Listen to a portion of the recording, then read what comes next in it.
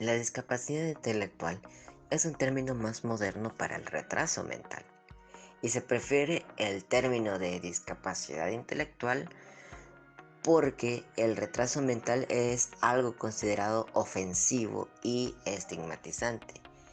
Sin embargo, hay muchas escuelas que aún lo utilizan.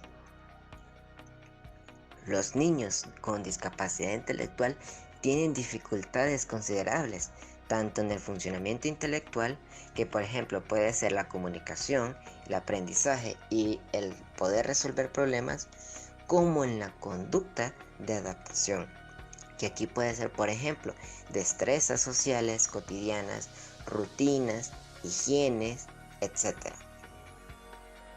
Es una afección diagnosticada antes de los 18 años de edad, que incluye un funcionamiento intelectual que genera por debajo del promedio y una carencia de las destrezas necesarias para la vida diaria.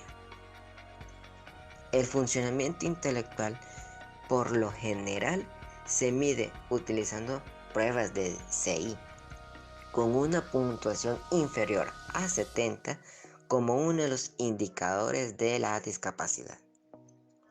Sin embargo, una puntuación del CI por debajo de 70 no es una forma suficiente para poder diagnosticar la discapacidad intelectual en un niño. Y también deben mostrarse problemas con las conductas adaptativas, con la vida independiente cotidiana y con el funcionamiento social. Esta advertencia es especialmente importante al interpretar las puntuaciones de estudiantes de distintas culturas. Para muchos estudiantes con discapacidad intelectual entre los 9 y los 13 años de edad, las metas de aprendizaje influyen en lectura, escritura y aritmética, el aprendizaje sobre el ambiente local, la conducta y los intereses personales.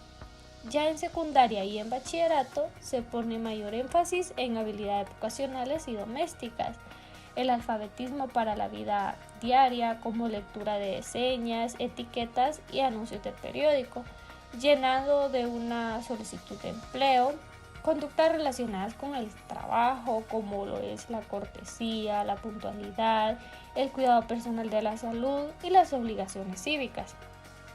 Las causas de la discapacidad intelectual son variadas, desde cuestiones relativas del desarrollo cromosómico, como en el caso del síndrome de Down, hasta infecciones de desnutrición severa, de traumatismo, dificultades en el metabolismo, entre otros.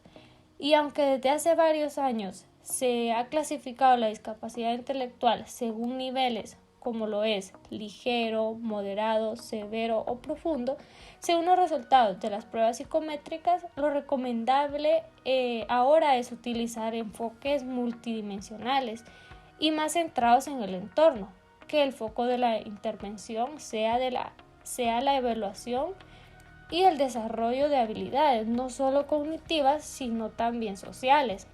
La discapacidad intelectual se diagnostica observando dos cosas, las cuales son las siguientes: la habilidad del cerebro de la persona para aprender, pensar, resolver problemas y hacer sentido del mundo.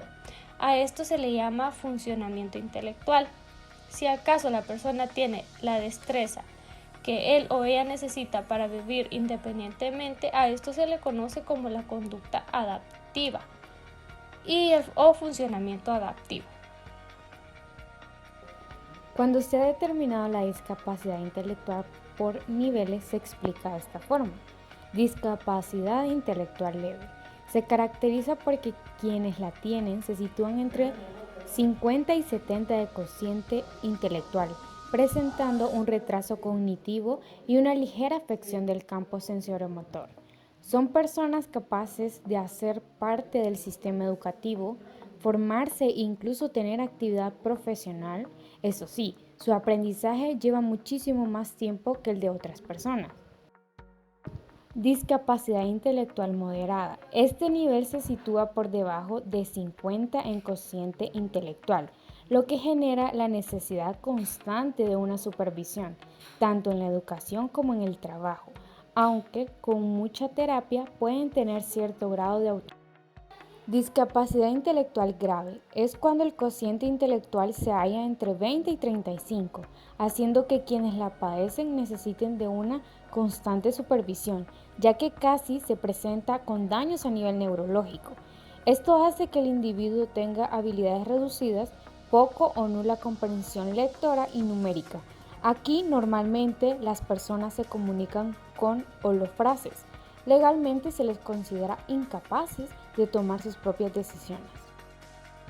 Discapacidad intelectual profunda es uno de los más infrecuentes y es el de los diferentes tipos de discapacidad intelectual, el más temido por los padres, pues quienes la padecen tienen una capacidad de cociente intelectual menor a 20.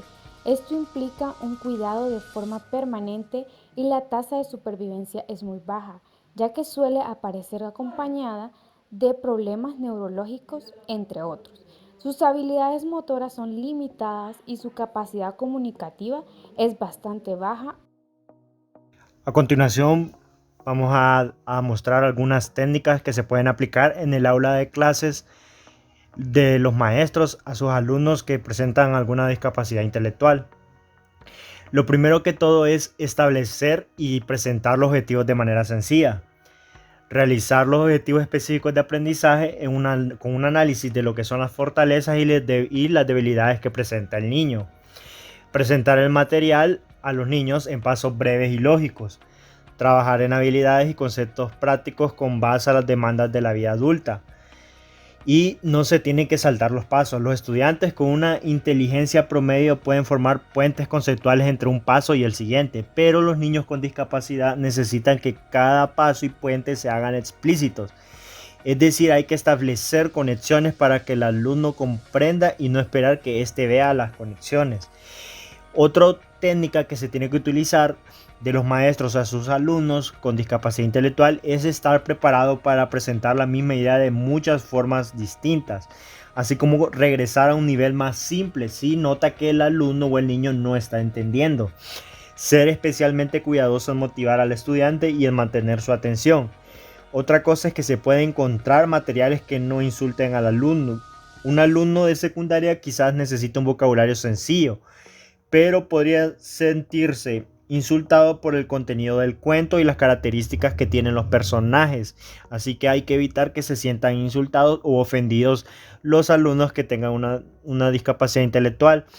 También hay que centrarse en unas cuantas conductas o habilidades, de manera que el alumno y usted tengan la oportunidad, es decir, el maestro tenga la oportunidad de alcanzar el éxito, porque todos necesitamos un reforzamiento positivo. Y por último, hay que poner mucha atención a las relaciones sociales. El simple hecho de incluir a alumnos con discapacidad intelectual en clases regulares no garantiza que se les aceptará o que ellos harán amigos y los conservarán.